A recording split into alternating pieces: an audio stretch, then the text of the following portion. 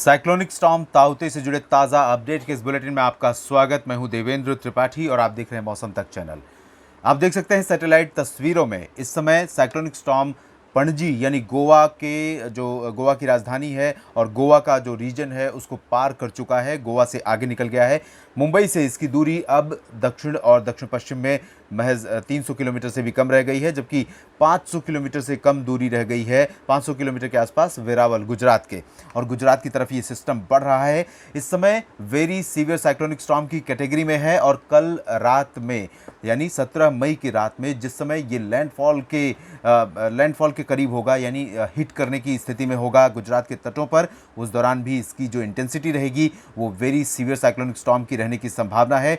कल मध्य रात्रि में ये लैंडफॉल कर सकता है और उसके बाद समूचे गुजरात को पार करने में इसे कम से कम 6 से 12 घंटों का समय लगेगा। लैंड पर पहुंचने के बाद इसकी स्पीड, इसकी इंटेंसिटी सब कमज़ोर हो जाएगी, लेकिन इसके बावजूद बहुत डैमेजिंग विंड और डैमेजिंग रेन ये दे सकता है। जैसा कि आपने ट्रेलर इसका केरल और लक्षद्वीप में देखा है, साइक्लोन बनने से पहले ही इसने कई इलाकों में केरल और लक्षद्वीप तथा कर्नाटक के तमाम जगहों पर तबाही मचाई है। बारिश इतनी भयंकर दी है कि बाढ़ जैसे हालात केरल और तमाम जगहों पर पैदा हो गए। फिलहाल आपको सैटेलाइट का एनिमेशन हम आपको दिखाते हैं कि किस तरह से इसके आगे बढ़ने की संभावना है। उम्मीद है कि ये भावनगर और पोरबंदर के बीच से लैंडफॉल करेगा गुजरात के तटों पर, और इसमें सोमनाथ, वेरावल, जूनागढ़ और राजकोट तमाम शहर हैं। इन सभी शहरों को ये प्रभावित करते हुए आगे निकलेगा। क्लाउड बैंड आप देख सकते हैं, गोवा के उत्तर में पहुंच चुका है ये मौसमी सिस्टम। मुंबई से मात्र इसकी दूरी इस समय शाम के 5 बज रहे हैं और इस समय इसकी दूरी मुंबई के दक्षिण पश्चिम में 280 किलोमीटर 290 किलोमीटर रह गई है। आज दोपहर से लेकर अब तक इसकी जो रफ्तार रही है आगे बढ़ने की वो लगभग 11 किलोमीटर प्रति घंटे की रही है और इसी रफ्तार से ये सिस्टम आगे बढ़ता रहेगा। बल्कि ये भी कह सकते हैं कि इसकी आने वाले समय में इसकी स्पीड बढ़ जाएगी और इसी सिस्टम के चलते इस सिस्टम ने बाकी सभी सिस्टमों को अरेस्ट कर लिया था, यानी कि सारे सिस्टमों की जो एनर्जी थी उनको अपने में मिला लिया था और बाकी सिस्टम कमज़ोर या निष्प्रभावी हो गए थे पूरी तरह से। और बारिश की गतिविधियां देश के ज़्यादातर इलाकों में, एक्सट्रीम पूर्वोत्तर भारत और एक्सट्रीम उत्तर भारत के मैदानी पर्वतीय इलाकों को छोड़ दें तो बाकी जगहों पर बारिश की गतिविधियां बंद हो गई थी। इन भागों में कुछ जगहों पर बारिश हो रही थी, लेकिन पूर्वोत्तर भारत के कुछ भागों, बाकी सभी जगहों पर बारिश बंद हो।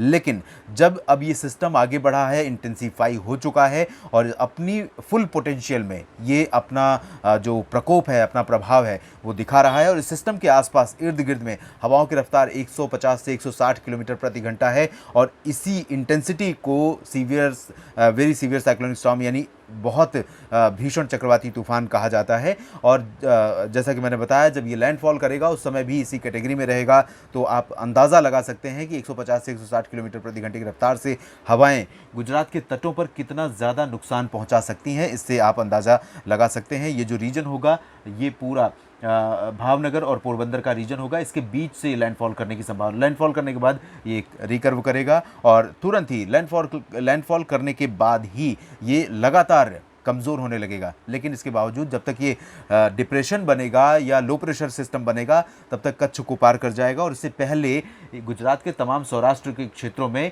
जामनगर, पोरबंदर और नलिया तथा द्वारका, सोमनाथ, इन सभी क्षेत्रों के साथ साथ भुज में और जो पूर्वी गुजरात का रीजन है, सभी जगहों पर कई इलाकों में व्यापक तबाही मचाएगा। इसलिए पहले से ही तमाम राहत एजेंसियां तैनात कर दी गई हैं। सरकार ने भी पूरे एहतियात किए हैं। प्रधानमंत्री ने भी उच्च स्तरीय बैठक की है प्रभावित राज्यों के अधिकारियों के साथ और मुख्यमंत्रियों के साथ तैयारियों का जायज़ा लेने के लिए, और उन्होंने बहुत सख्त निर्देश भी दिए कि राहत और बचाव के जो भी उपाय हैं, खासतौर पर कोविड महामारी की जो स्थिति है उस स्थिति में भी अस्पतालों में या कोविड देखभाल केंद्रों में किसी भी तरह की अव्यवस्था न फैलने पाए, इसका भी इंतज़ाम पहले से ही करके रखना होगा। तो ये सारी तैयारियां चल रही हैं, लेकिन इसमें आपको भी बहुत ज़्यादा अलर्ट रहने की ज़रूरत है गुजरात के लोगों को इन भागों में, ताकि किसी अप्रिय स्थिति का सामना न करना पड़े। खासतौर पर कच्चे मकान, झोपड़े और पेड़ों के आसपास के जो छोटे मोटे घर हैं, कमज़ोर घर हैं, उनसे आपको सुरक्षित स्थानों पर दूर जाना होगा, ताकि इसकी जो भीषण तबाही है उसका नुकसान आपको ना उठाना पड़े। और ये सिस्टम जब आगे निकल जाएगा, स्थितियाँ नॉर्मल हो जाएंगी, आप अपनी वापस अपने सामान्य स्थिति में आ सकते हैं, सामान्य स्थितियाँ शुरू हो सकती हैं। इस बीच आपको बता दें कि ये कौन कौन से क्षेत्र और होंगे जिनको ये सिस्टम प्रभावित कर सकता है, जिन राज्यों को ये प्रभावित कर सकता है। महाराष्ट्र के तटीय इलाकों में, गोवा में बारिश पहले से ही शुरू हो चुकी है और गोवा में काफ़ी बारिश दर्ज की गई है। कर्नाटक और केरल में अब बारिश की गतिविधियां काफ़ी कम हो गई हैं, आप देख सकते हैं। लेकिन इस सिस्टम के आगे जाने के बावजूद मॉइस्चर का फ्लो अरब सागर की तरफ से फिर से आ रहा है। उसकी वजह आपको बता दें कि अब दक्षिण पश्चिम मानसून के दक्षिणी अंडमान सागर पर पहुंचने का समय बेहद करीब है। आज 16 मई है और उम्मीद है कि अगले 4 से 5 दिनों के भीतर अंडमान व निकोबार द्वीप समूह के दक्षिणी हिस्सों में, यानी दक्षिणी अंडमान सागर पर, ये सिस्टम मानसून 2021 का आगमन हो जाएगा। और उसके बाद दक्षिणी अंडमान सागर पर दस्तक देने के बाद ये उत्तर पश्चिमी दिशा में बढ़ना शुरू करेगा और बंगाल की खाड़ी को पार करने के बाद केरल में दस्तक देगा लगभग 30 या 31 तारीख को। फिलहाल ये स्थिति है। केरल में फिर से बारिश बढ़ेगी, लेकिन तबाही मचाएगी ये बारिश, ऐसा नहीं है। हालांकि जो बारिश के चलते अस्त व्यस्त हुआ था जीवन, सामान्य जनजीवन, उसको सामान्य फिर से करने में ये जो बारिश होने वाली है या हो रही है वो बाधा बन सकती है। तमिलनाडु और कर्नाटक के भी तटीय इलाकों में कुछ स्थानों पर वर्षा होगी। साथ ही साथ साइक्लोनिक स्टॉर्म ताउते महाराष्ट्र के समूचे तटीय रीजन को अगले 24 से 48 घंटों तक लगातार प्रभावित करता रहेगा। मुंबई समेत तमाम जगहों पर, पालघर और ठाणे, कल्याण, मुंबई, अलीबाग, रत्नागिरी, रायगढ़, सिंधुदुर्ग, सांगली, सतारा, कोल्हापुर, सोलापुर, इन सभी क्षेत्रों में, पुणे, नासिक, यहाँ तक कि नंदुरबार, मालेगांव, इन सभी क्षेत्रों में काफ़ी अच्छी वर्षा होने की संभावना है। मराठवाड़ा और मध्य महाराष्ट्र तथा विदर्भ में भी ये सिस्टम प्रभाव दिखाएगा। इसके अलावा मध्य प्रदेश, राजस्थान और उत्तर भारत के मैदानी इलाकों पर भी असर दिखना शुरू होगा।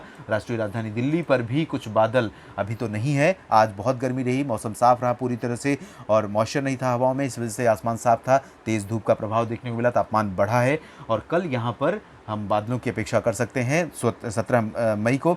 और यहाँ पर जब बादल आएंगे उसके बाद 17 मई की रात से या 18 मई और 19 मई को कुछ स्थानों पर राष्ट्रीय राजधानी दिल्ली और इसके आसपास के भागों पर साइक्लोनिक स्टॉर्म के चलते बारिश की गतिविधियाँ देखने को मिल सकती हैं। जब ये साइक्लोनिक स्टॉर्म गुजरात पर लैंडफॉल करेगा, उसके बाद आगे बढ़ेगा, तो राजस्थान के क्षेत्रों में भी भीषण बारिश कई जगहों पर देखने को मिल सकती है।